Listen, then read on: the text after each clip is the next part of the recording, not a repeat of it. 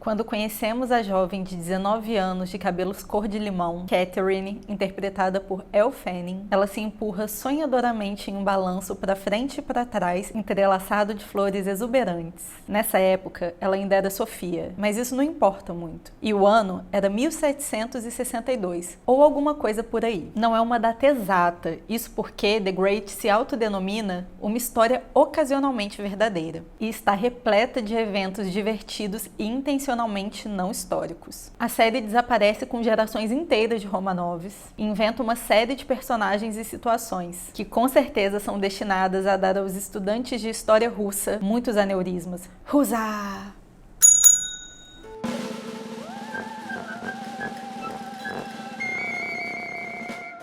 Olá, excêntricos! Sejam bem-vindos a mais uma sessão. Eu sou a Ana Onofre e antes de começar esse vídeo, chequem se vocês estão seguindo a primeira e a segunda regra do clube. Então compartilhe esse vídeo com seus amigos e com quem você quiser e siga o clube nas redes sociais, Instagram, Twitter e na sua plataforma de podcast favorita, porque sim, esses episódios também são liberados lá para vocês. E chequem se vocês estão inscritos aqui no YouTube, já deixem o like e o comentário aqui embaixo. Bora para mais uma sessão?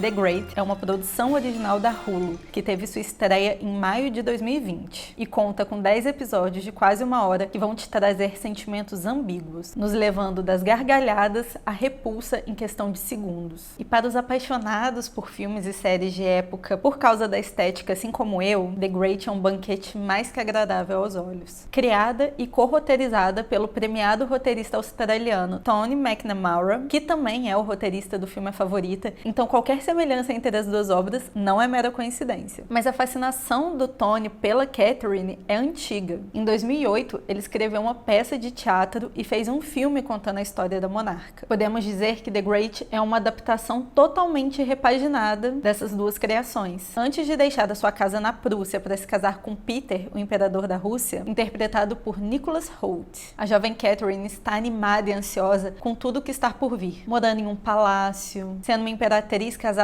com um homem sábio e gentil, ordenado por Deus para conduzir a Rússia em uma era dourada de iluminação e educação. E também, claro, ela estava muito ansiosa com a sua noite de núpcias. Suas noções juvenis do ato físico do amor são demasiadamente idealistas, sim. Assim como todas as suas outras ideias recheadas de ideais iluministas. E o mais importante, Catherine não é só uma idealista que fica sonhando. Ela tem total conhecimento de sua própria sagacidade, charme e inteligência perspicaz. Quando ela chega na Rússia, ela beija o chão, determinada a ser uma líder sábia e boa. Mas assim que ela chega na corte, tudo que vê é um ninho de víboras. E ela logo descobre que não está ali para governar, ou mesmo para falar, mas que está ali para servir de útero decorativo. Sua vida como imperatriz a deixa presa, impotente, fervilhando de inquietação e ansiosa para realizar mudanças sociais radicais, mas sem as ferramentas para isso. Quanto ao Peter, bem, como que eu posso começar a descrever ele para vocês?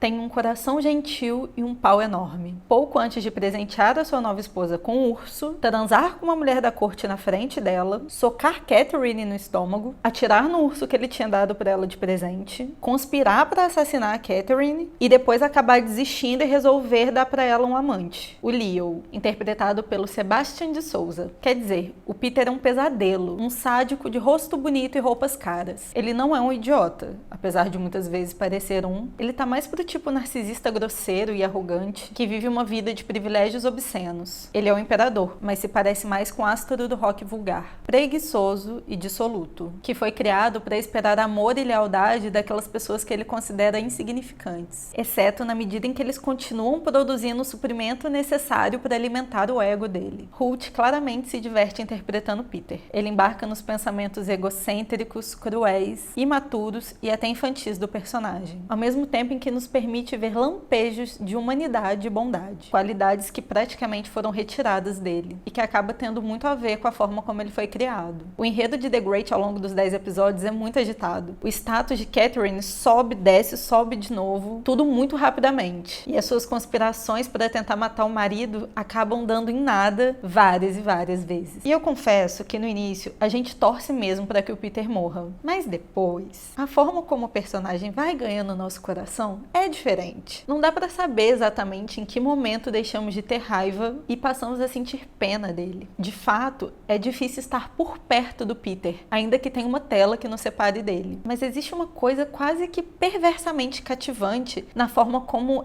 ele é totalmente alheio ao seu pior comportamento. E a forma como ele anseia pela aprovação das outras pessoas, mesmo tendo poder supremo. Peter chega a flertar com super vilões de histórias em quadrinho, de mas tão caricato que ele é. Ao conhecer o Peter, a Catherine resolve que é melhor ela se matar logo, mas com o incentivo da sua fiel criada e escudeira, a Muriel, interpretada pela Phoebe Fox, que era da nobreza, mas acabou sendo rebaixada por um erro do seu pai. E quando eu digo erro, eu tô querendo ser muito simpática, porque o que ele fez tem nome, é necrofilia mesmo no caso, e a Catherine também acaba tendo o apoio de um conselheiro importante do tribunal, o desajeitado Orlov, interpretado por Sacha Dhawan, que é constantemente humilhado pelo imperador, mesmo tendo um cargo tão importante no governo. Então, com a ajuda dos dois, a Catherine decide que ao invés dela morrer, é ela que vai matar o Peter e governar a Rússia ela mesma, exercendo valores democráticos. A Elle Fanning, que é o grande amor da vida da Mia, diga-se de passagem, nunca teve muitas chances de mostrar seu trabalho em comédias ao longo da sua carreira, e ela está simplesmente fantástica aqui. O arco de Catherine a leva de ingênua a horrorizada, de resignada a determinada, de ridícula a inspiradora. Tudo isso enquanto mantém o seu muito engraçado senso de eu bastante inflado. E tem uma coisa muito interessante sobre a trajetória dos personagens. Mesmo os personagens evoluindo no decorrer dos episódios, a série permite que eles mantenham as suas características iniciais que os tornaram reconhecíveis lá no começo. E especialmente a Catherine, que não abandona de repente a sua presunção assim que ela percebe que está em um ambiente infértil. Ela continua presunçosa, sim, só que ela aprende a canalizar essa presunção para fazer algo produtivo, elaborar um golpe de Estado. Enquanto ignora a linha do tempo e os eventos históricos, The Great pulsa para que o público trace paralelos contemporâneos com os eventos que descreve. E apesar de ser uma comédia, muitos desses momentos são muito tensos. Por exemplo, tem um episódio que trata de um surto de varíola na corte, que satiriza o movimento antivacina e o negacionismo científico. Outro ponto que flerta muito com os nossos dias atuais é a naturalização dos absurdos e a forma como eles se tornam mais efêmeros do que uma tendência de moda. Cria uma cortina de fumaça maior que semana que vem ninguém vai se lembrar, boba. Em uma cena, o Peter diz a Catherine: "Você provavelmente não se lembrará disso, mas há uma semana atrás eu atirei no seu urso e dei um soco em você." The Great acaba sendo uma comédia sombria, embrulhadas em sedas francesas e papéis de parede caros. Em alguns momentos, talvez você pense que eles erraram feio na piada, porque não é engraçado. Às vezes a gente chega no auge do desconforto e da vergonha alheia, sendo preciso dar uma pausa, respirar fundo e pensar: que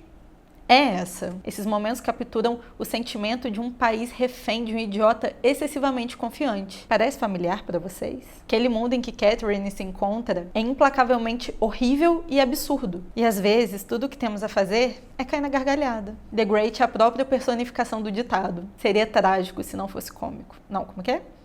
Seria cômico se não fosse trágico. Exato.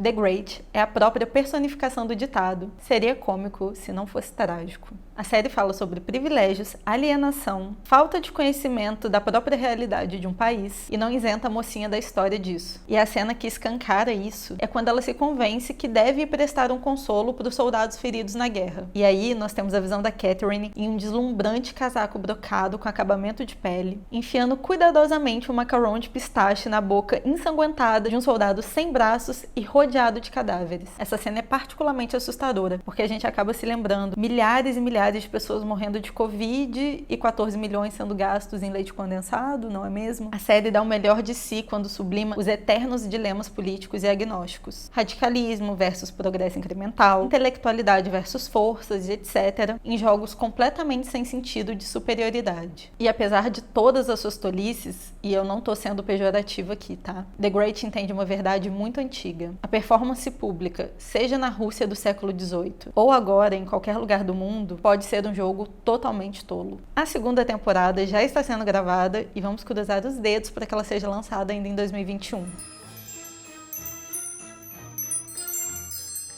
Por favor, deem uma chance para essa sátira deliciosa e absurda. Eu tenho certeza que vocês não vão se arrepender. Eu vou ficando por aqui e se você já assistiu The Great, huzá! E se ainda não, tchau!